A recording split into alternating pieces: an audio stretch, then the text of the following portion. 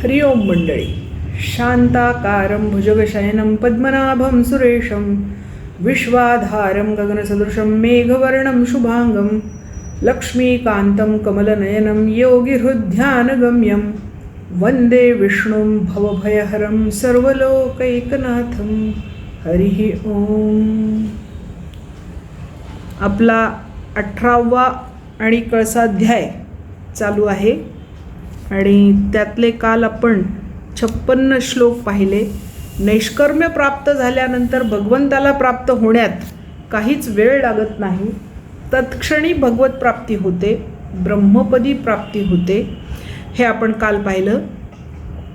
आता आज निष्काम कर्मयोगाचं अनुष्ठान कसं करतात, म्हणजे कसा तो त्याची रीत आहे, पद्धत आहे, ते या 57व्या श्लोकामध्ये सांगितलेलं आहे.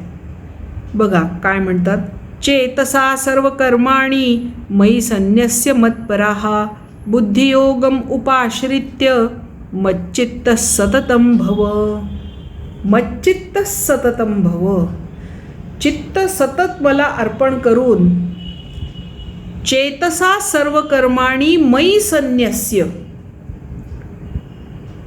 मनानी सगळी कर्म मला अर्पण करून, मदर्पण करून, मत्परहा माझ्यातच रमणारा, बुद्धियोगम उपाश्रित्य समबुद्धिरूप योगाचा आश्रय करून, म्हणजेच सगळ्यांमध्ये समान बुद्धी ठेवणारा, मच्चित्त हा सततं भव, आणि मच्चित्त मला चित्त अर्पण करणारा असाच तू नेहमी हो, तसंच तू नेहमी व्हावंस. सर्व कर्मे मनाने मदर्पण करून, समत्व योगाचा अवलंब करून मत्परायण आणि मच्चित्त हो, असं अर्जुनाला भगवंतांनी आज्ञा केली आहे. आता इथे चित्त हा जो शब्द आहे, चित्त हे नवनीत आहे, नित्य नवं होणार, कधीही ते जुनं असत नाही. चित्त प्रत्येक क्षणाला नवीन असतं, म्हणून त्याला नवनीत म्हणतात. आणि नवनीतचा दुसरा अर्थ लोणी असा आहे. आणि हा नवनीत चोर आहे.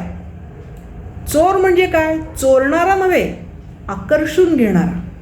नवनीत चोर, चित्ताला आकर्षून घेणारा, म्हणून तो नवनीत चोर आहे. आणि त्याला जर तुम्ही ते दिलं आपणहून, तर त्याला प्रचंड आनंद होतो आणि तो तत्क्षणी तुम्हाला आपल्यासारखं करून टाकतो.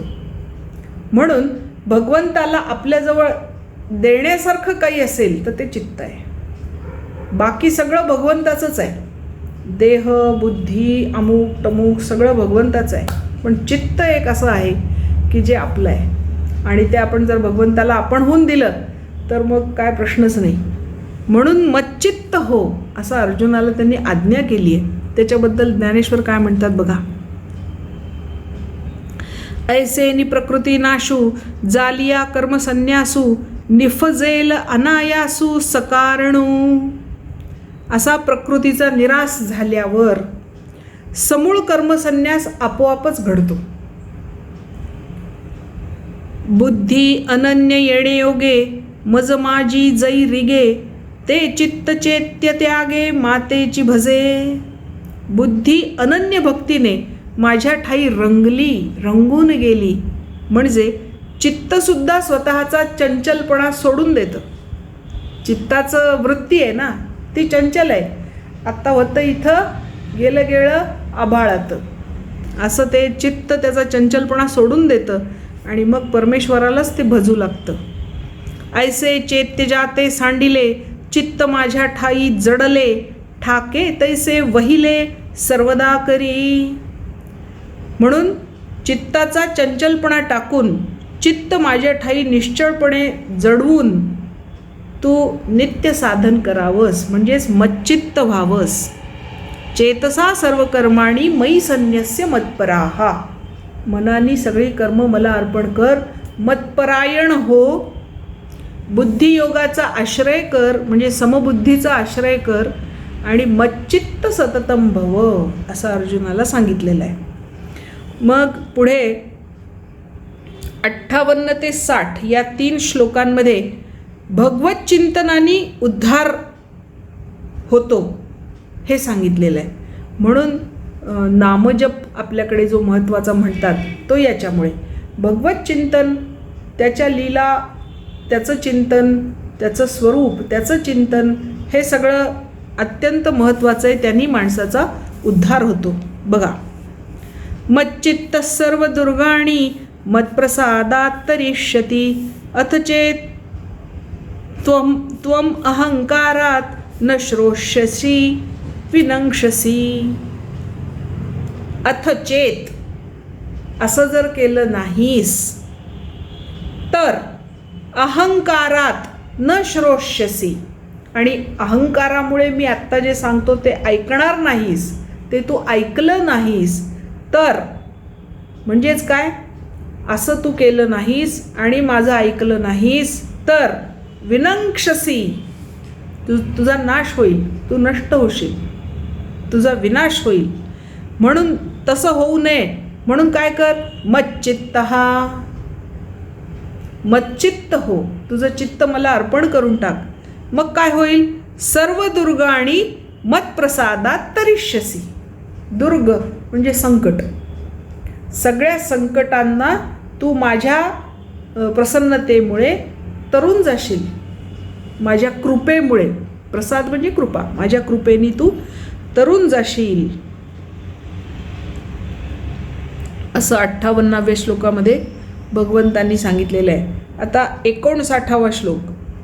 यद अहंकारमाश्रित्य न योत्से इति मन्यसे मिथ्यैष व्यवसायस्ते प्रकृतिस्त्वां नियोक्षती. आता हा उल्लेख पहिल्या अध्यायानंतर डायरेक्ट इथेच आला, पहिल्या अध्यायानंतर 18व्या अध्यायातच आला. त्याचं कारण ग्रंथाचा आरंभ आणि ग्रंथाचा शेवट याच्यात अन्वय असावा लागतो. ग्रंथाच्या मध्ये म्हणजे आरंभ आणि शेवट याच्यामध्ये जे सांगितलं ते कशासाठी नेमकं सांगितलं, ते यासाठी सांगितलं. काय, यद अहंकारम आश्रित्य न योत्से इति मन्यसे. अहंकाराचा आश्रय करून मी युद्ध करणार नाही असं जर तू मानत असशील तर मिथ्या एष व्यवसायः ते. तुझा हा व्यवहार, तुझा हा निश्चय हा मिथ्या आहे, खोटा आहे, दंभात्मक आहे. प्रकृतीही त्वाम नियोक्षती. प्रकृती तुला ते काम करायला भाग पाडील. प्रकृती म्हणजे स्वभाव. माणसाचा स्वभाव माणसाला शांत बसू देत नाही. एखाद्या खेळाडूचे हातपाय बांधून त्याला ग्राउंडवर नेऊन बसवलं आणि त्याला सांगितलं तू नाही खेळायचं, तर तो तुम्ही हातपाय बांधलेले म्हणून एखाद्या वेळेस मान्य करीलही, पण त्याचा स्वभाव त्याला शांत बसू देत नाही. तो काहीतरी खटपट करून त्या दोऱ्या तोडून खेळेलच. तसं अहंकारम आश्रित्य, अहंकार तुझ्यामध्ये भरल्यामुळे न योत्से इति मन्यसे, मी युद्ध करणार नाही असं जर तू मानत असशील तर मिथ्या एष व्यवसाय ते. तुझा तो निश्चय, तुझा तो अहंकार मिथ्या आहे. प्रकृतीही त्वाम नियोक्षती. प्रकृती तुला जबरदस्तीने ते कार्य करण्यास भाग पडेल, कारण तो तुझा गुणकर्मानुसार आलेला स्वभाव आहे. तीच तुझी प्रकृती आहे आणि ती तुला ते काम करण्यास भाग पडेल, बळजबरीने तुझ्याकडून ते काम करून घेईल. याच्याबद्दल ज्ञानेश्वर खूप छान सांगतात. स्वदेहानाम अर्जुनू परदेहानाम स्वजनू संग्रामानाम मलिनू पापाचारू. तू अहंकारामुळे स्वदेहाला अर्जुन म्हणतोस, दुसऱ्यांच्या देहाला स्वजन म्हणतोस आणि युद्धाला दुष्ट पाप आचरण असं म्हणतोस. इयामती आपुलिया तिघा तीन नामे यया ठेवून या धनंजया न झुंजे ऐसा. या तिघांना तू ही 3 नावं देऊन टाकली. स्वतःचा देह, दुसरं म्हणजे अर्जुन हा स्वतःचा देह, दुसरा देह म्हणजे स्वजन आणि युद्ध म्हणजे पापकर्म. हे नावं तू तिने देऊन टाकले धनंजया, आणि मी आता युद्ध करणार नाही असं मला सांगून टाकलंस. जीवा माझी निष्ठंकू करीसी जो अत्यंतिकू तो तो वाया धाडील नैसर्गिकू स्वभावोची तुझा. असा या लोकात जरी मोठ्या दिमाखानी तू निर्धार केलेला आहेस, निश्चय केलेला आहेस, तरी तुझा जन्मजात जो स्वभाव आहे तो तुझा निर्धार निष्फळ करून टाकील आणि तुला युद्ध करायला भाग पाडील. त्याच्यामुळे उगाचच मी युद्ध करणार नाही, मी यान मी ट्यान, माझे ते स्वजनन, मी त्यांना मारणार नाही, काय बडबड उपयोगाची नाही, असं इथे भगवंतांनी अर्जुनाला सांगितलेलं आहे. पुढे 60वा श्लोक. स्वभावजेन कौंतेय निबद्ध स्वेन कर्मणा कर्तुम नेच्छसी यन्मोहात करिष्यसी अवशोपितात.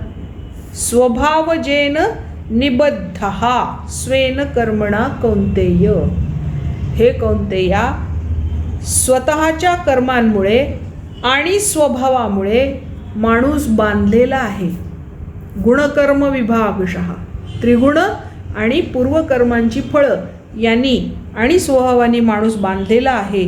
कर्तुम नेच्छसी यन मोहात, जरी तू मोहामुळे भ्रम झाल्यामुळे ते काम करणार नाही अशी तुझी इच्छा जरी असली तरी करिष्यसी अवशोपी, ते तू करशील, कारण तू परवश आहे, प्रकृतीवश आहे, मायावश आहे, त्रिगुणवश आहे, कर्मफळवश आहे. ही तुझी परवशता तुला ते काम करायला भाग पाडणारच आहे, हे तू विसरू नको, कारण तू पराधीन आहेस. आता पुढे 61वा श्लोक. ईश्वरः सर्वभूतानां हृद्देशे अर्जुन तिष्ठति भ्रामयन् सर्वभूतानि यंत्रारूढानि मायया. ईश्वरः सर्वभूतानां हृद्देशे अर्जुनः तिष्ठति.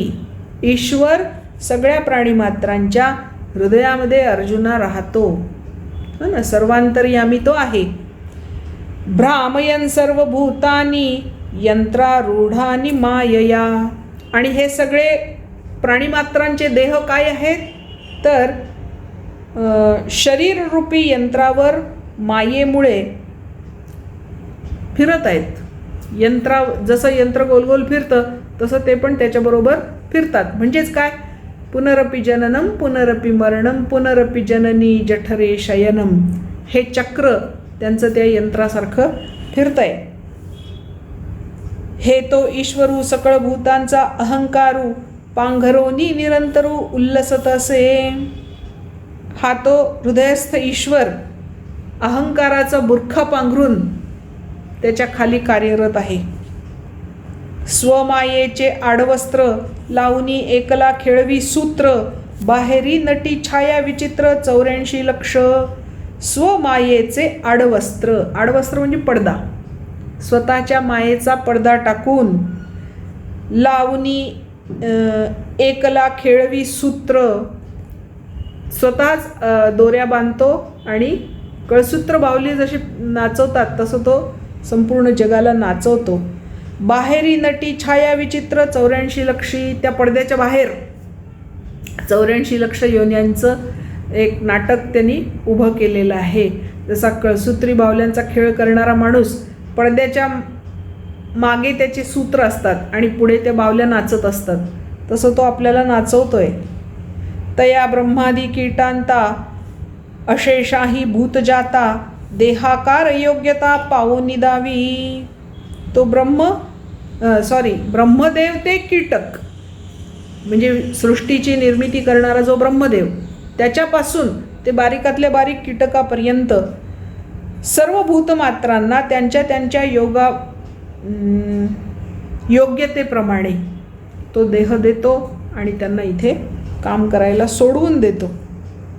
तेथ जे देह जया पुढे अनुरूपपणे मांडे ते भूततया आरूढे हे मी म्हणोनी.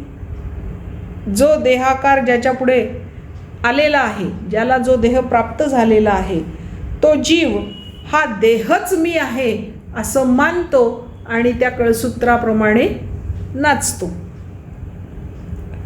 ऐसेनी शरीराकारी यंत्रभूते अवधारी वावनी हलवी दोरी प्राचीनाची. आणि मग तो प्राचीन म्हणजे ईश्वर, हृदयस्थ ईश्वर त्या दोऱ्या हलवून तुम्हाला नाचवतो. तू करणे न करणे दोन्ही लावूनी प्रकृतीचा मानी प्रकृती ही का अधीनी हृदयस्था जया. म्हणून युद्ध करायचं का नाही करायचं, करणे न करणे दोन्ही लावूनी प्रकृतीचा मानी, हे सगळं प्रकृतीवर तू सोपवून दे. प्रकृती ही का अधीनी, ही प्रकृती ज्याच्या आधाराने व्यवहार करते त्या भगवंताला, त्या हृदयस्थ भगवंताला च्या अधीन तू हे सगळं करून टाक. म्हणजे मग तू काही केलं असं होणार नाही, असं 61व्या श्लोकामध्ये भगवंत अर्जुनाला समजावून सांगतात. आता पुढे 62, 63 आणि 64 हे तीनही श्लोक अर्जुनाने भगवंताला शरण जाण्याचं उपदेश भगवंतांनी अर्जुनाला केलेला आहे. तमेव शरणं गच्छ सर्वभावेन भारत. हे भारता, हे अर्जुना, तू त्यालाच शरण जा, म्हणजे भगवंतालाच फक्त शरण जा. तत्प्रसादात पराम शांतीम स्थानं प्राप्स्यसि शाश्वतम. तत्प्रसादात त्याच्या कृपेमुळे पराम शांती परमशांती आणि स्थानम परमस्थान प्राप्स्यसि शाश्वतम सनातन असं परमस्थान तुला नक्की प्राप्त होईल, म्हणून तू त्यालाच शरण जा. इति ते ज्ञानमाख्यातं गुह्याद् गुह्यतरं मया विमृश्यैतद् अशेषेण यथेच्छसि तथा कुरु. हे इथे महत्त्वाचं. मी तुला 18 अध्याय गीता पूर्ण सांगितली. आता यथा इच्छसी तथा कुरु, तुला जे करायचं असेल ते तू कर असं सांगितलेलं आहे. आता याच्या मागे 3 भूमिका आहेत. एक भूमिका अशी आहे की भगवंताला माहिती आहे की आता मी इतकं सांगितलं आहे त्याच्यामुळे अर्जुनाला ज्ञान झालेलं आहे, त्याच्यामुळे मी जरी त्याला म्हणालो यथेच्छसी तथा कुरु तरी तो मला जे पाहिजे तेच करणार आहे. भगवंतानी जे ठरवलं तेच तो करणार आहे, कारण ते त्याला पटलेलं आहे. ही एक भूमिका म्हणजे वडिलकीची भूमिका आहे. दुसरी गुरुची भूमिका आहे.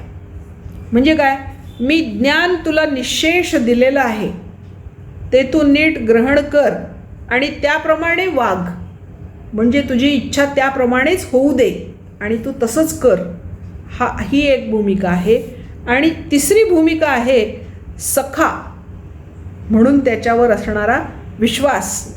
हे ज्ञान तू नीटपणाने समजून घेतलेलं आहेस हे मला माहिती आहे, त्यामुळे तू विपरीत वागणारच नाहीस, म्हणून आता मी तुझ्यावरच सोडतो.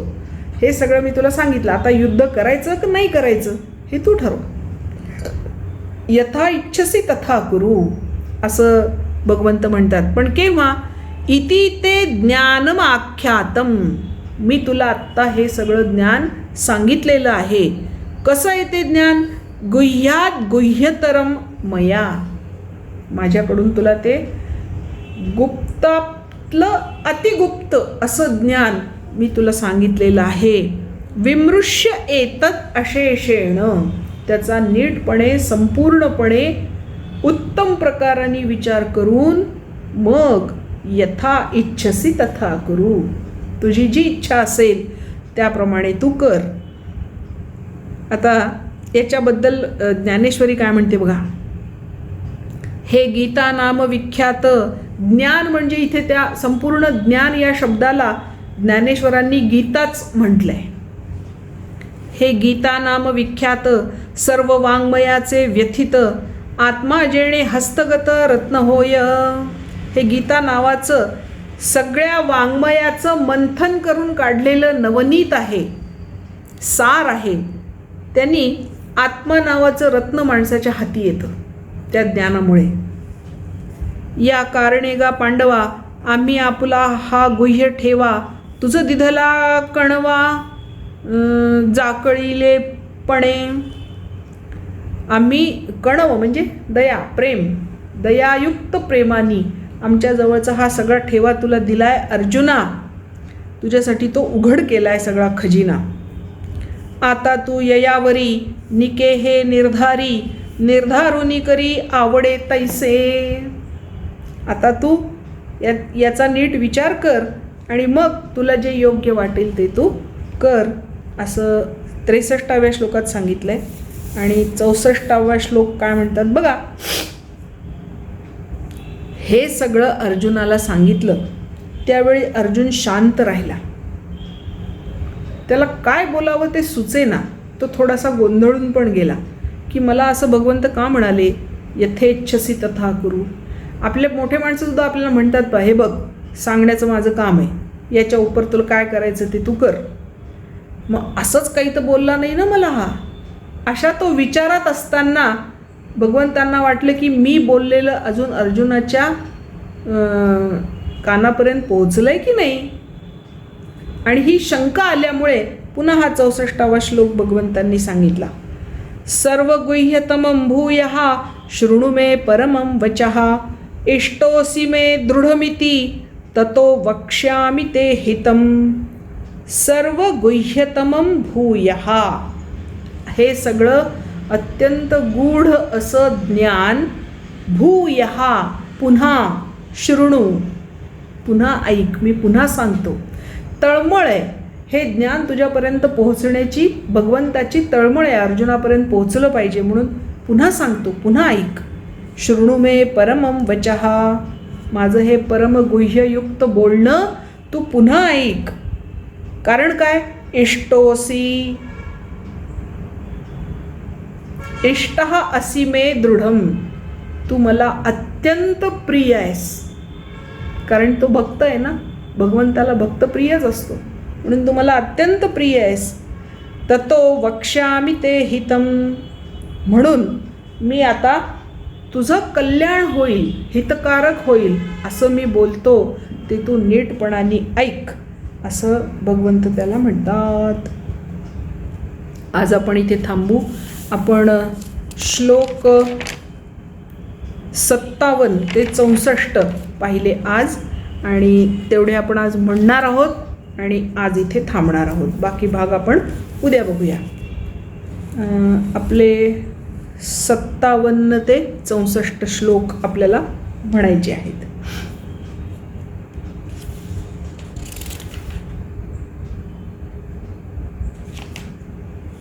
57च आहे ना.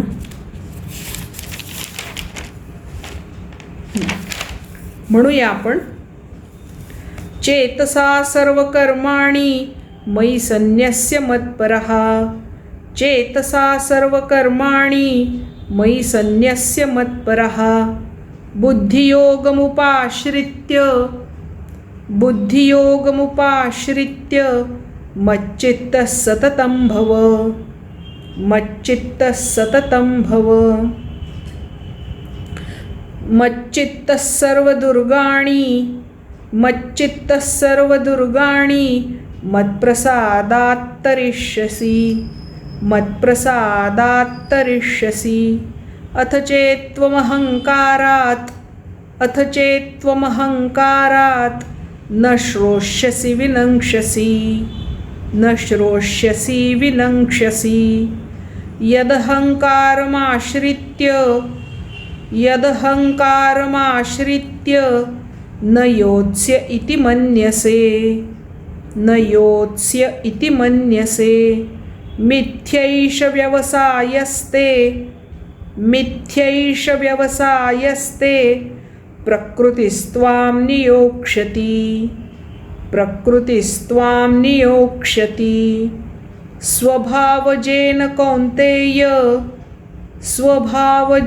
कौन्तेय निबद्धस्वेन कर्मणा कर्तुं नेच्छसि यन्मोहात् करिष्यसि अवशोऽपि तत्. ईश्वरः सर्वभूतानां हृद्देशेऽर्जुन तिष्ठति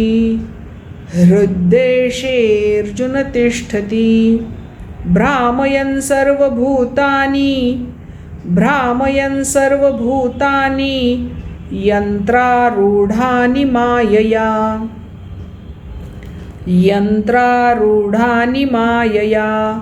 तमेव शरणं गच्छ सर्वभावेन भारत तत्प्रसादात् परां शान्तिं स्थानं प्राप्स्यसि शाश्वतम्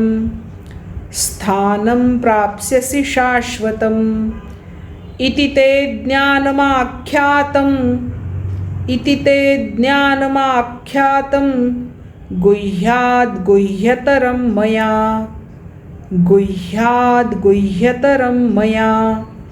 विमृश्यैतदशेषेण यथेच्छसि तथा कुरु